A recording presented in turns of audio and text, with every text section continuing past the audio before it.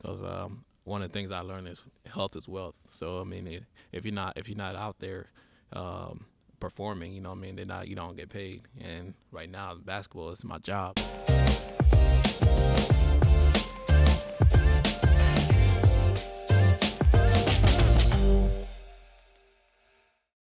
All right, welcome everybody to the very first Zoarc Podcast. All right, we're here with Peter Jock. He played basketball for the Iowa Hawkeyes, now is a member of the Phoenix Suns G League organization. How's it going, Pete? I'm good. How you doing? Appreciate you coming on the show. Oh, always. Yeah, so kind of tell us a little bit about how you got into basketball in the first place, your background in sports and athletics. Yeah, so I mean, we came here in 2003, and I was a soccer player. I didn't really know anything about basketball, and my big bro Dow, yeah, he started playing basketball, and he would always trying to make me go with him to play at the YMCA, but I wasn't a big fan at all. I just stayed to soccer and playing video games in the house. But fast forward to about fifth grade, my guardian now named Mike Nixon came to watch me at this Metro League, and like I just started playing just with my friends, for my friends. But then like I just wanted to just hang out with them. I didn't really take it serious. I just went to practice, goof around, then like I said, didn't take anything serious. But then Mike, he had a AAU team, included him, his son, and like a bunch of his friends, and they were called the Riders, and he wanted me to play with them. So my mom said, go try it out, and I was like, nah, I don't want to. But she made me go anyway, so I just went, and I was gonna give it like three times, 3 days, and then just say I don't want to play anymore. But funny story is, he would take me and his son and the team to McDonald's after practice. So I kept going back just for McDonald's. Yeah, so I just kept going back because I was like, oh, we're going to McDonald's afterwards. So, and then by 7th grade, that's when I started getting better. Like I started improving, started seeing myself improving on the court, and I was killing. And also, I remember he had to talk with me and say I had a chance to get a scholarship to play in college for free, get a free education, and that's big in our family. So that's when I really started taking it serious. And about 8th grade and 9th grade, I got to a point where I was ranked number 1 player in the country for my class. But then I hurt my knee my freshman year in high school. And I had every school in the country, the top school, Kentucky, Dubuque, North Carolina, Kansas, like Louisville. I had all those scholarships, but when I got hurt, they backed off. And they said they wanted to wait till they saw that I was back to 100%. But Iowa was one of the schools that stayed loyal, and throughout their injury and before and after, like they just stayed loyal to me, and they kept checking in, and they believed in me, and they said I was gonna come back 100%. Especially Coach Kirk Sproul, and he's the main reason why I decided to come out. One of the main reasons. So. Yeah, that's really cool. That's something I didn't know about that. The McDonald's thing that kept you in. So we actually just put in a workout earlier today, and we kind of touched on a little bit of nutrition and things like that, taking care of your body. Now you've got a personal chef and things like that. So probably not eating as much McDonald's anymore, huh? Nah. This year I probably ate McDonald's 3 times, and yeah, I don't eat McDonald's. I don't eat fast food at all.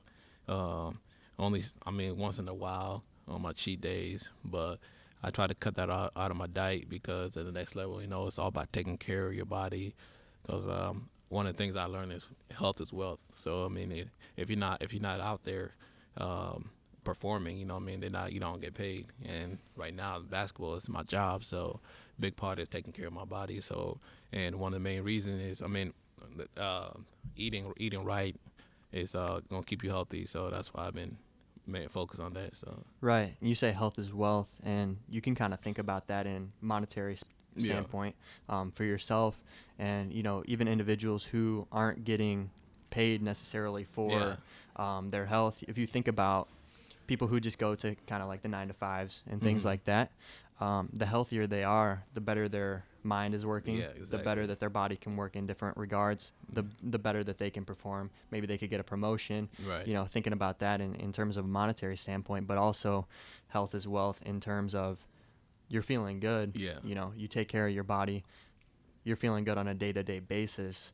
That's more important to me, how you feel is a very important aspect. So are there some other things in terms of, in addition to nutrition, that you do to take care of yourself? Yeah, I mean, eating well is one thing, but then also sleeping. I learned. They told. I mean, we have a nutritionist, and I sat down, talked to her, and she said for recovery, especially with recovery. I mean, eating and then sleep is a big thing with it. So them two together, I feel like if you really focus and make it a habit for you to eat healthy and also get your sleep in no matter what. I feel like you're just gonna feel better as a person, and also your body is gonna be, like you said earlier, you're gonna be thinking right, and so that's them two right there. I've been two of my main focus things that I've been doing a lot. So Right. yeah, That's good. How many hours of sleep do you get per night? I try to get 9. Okay. Yeah, and I go to bed. I go to bed 11, latest 11:30 on the weekdays because I wake up early in the mornings. But yeah, I don't try to go. I don't try to stay up too long. Yeah. But I don't want to sleep in too long too either. So I'll wake up about 8 or 9. Okay. Yeah. So feeling pretty good. Yeah.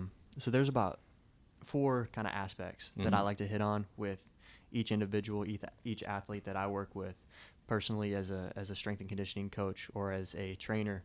And those, you touched on the kind of 3 of them already, which is training. Training's a big part of it. Nutrition, sleep, Yeah. and then the stress relief. Yeah. Stress relief aspects, whether it's massage or just things that personally for you help you kind of relax and recover. What are some of those aspects that you? Yeah. So I mean, last summer, I mean, I've always been like a hard worker, and I overtrain. So that's why one of the main reasons why I was injured during the season, why I was out a lot. But I sat down one of the trainers in the Phoenix, and he was telling me how I overdo stuff, like overwork myself. And he said I just gotta be smarter. And one of the guys that I was watching when I was in Phoenix is Tyson Chandler, and how he took care of his body. And like he would just after workouts, like he would go in the ice bath or in a hot tub and just stay. He'd stay afterwards for like 45 to an hour, and just take care of his body. So this summer I just been mainly focused on, like I say, diet and sleeping, but also I get at least 2 massages a week, and then I also do yoga too. So I try to do yoga twice a week too. So That's really good. How much benefit do you see from massage and from yoga? a lot, because I mean yoga I feel more flexible and like I can move better, and it's also like a stress free too. And with massage, it just, I mean, like as much as I work and as athletes, as much as we work, the massage will get the knots out your body and also get the toxin out your body. So I feel great when after I get massages. So Yeah, I do the same. Always have kind of like the massage scheduled into my calendar because I know it's going to make me feel so much better. Right. And adding those recovery relaxation aspects are very important. You kind of mentioned on how you had a knee injury. Yeah. Freshman year. I got the surgery sophomore year. Yeah, sophomore year. Okay. Yeah. And I think I was reading somewhere that you played a lot on it. You thought it was just like I thought it was tendonitis. Yeah. And you continued to play, and that's what kind of worsened it. Yep. And that injury, a lot of people took their offers off the table. Yep. And do you feel like that puts kind of a chip on your shoulder in a way to make you work harder, that, you know, hey, like they don't want to kind of like take that chance on me, but then. Yeah, you know. I'm a big believer. I'm into faith, and I feel like everything happened for a reason. So when I was ranked number 1, I felt like I was better than a lot of people, and like I had this cocky attitude to where, like I'll admit it right now, like I wasn't working as hard as I needed to be because I was better than everybody else, and it was just naturally like I would just come in the gym and just hoop and just kill them. But I feel like with an injury that I had, it really I feel like it was a test from God, and He just wanted me to go through it and to kind of, what's the word, like kind of not obey, but like I don't know. I just feel like he did it to kind of calm me down and be like, listen, like you got a long ways to go. And ever since that happened, like I just got closer with God, with my faith with Him. I just got closer with Him, and also saw a lot of things like who's really by your side, and what happens when things go bad. And my family was always on my side too. Like I say, one of the main reasons I came came here is because I would say loyal to me and my family.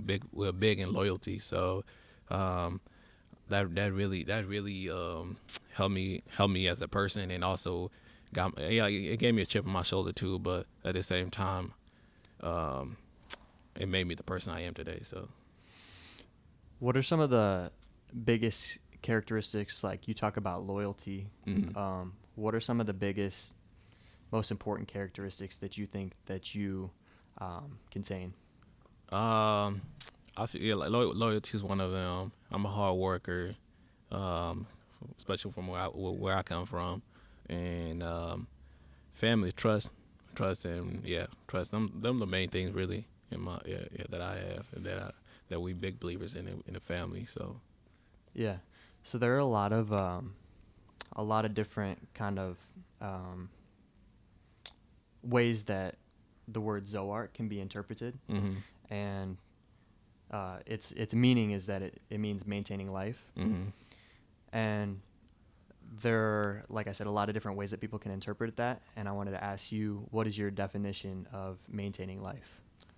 My definition of maintaining life is, I feel like being the best person you can be, to your family, to yourself, and with faith.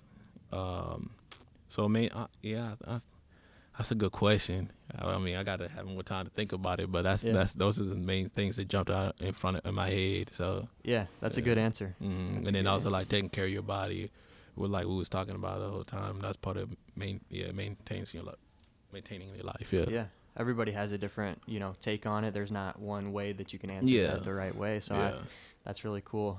So where can people find you if they want to kind of find you on social media or Jock City? Jock_City 14.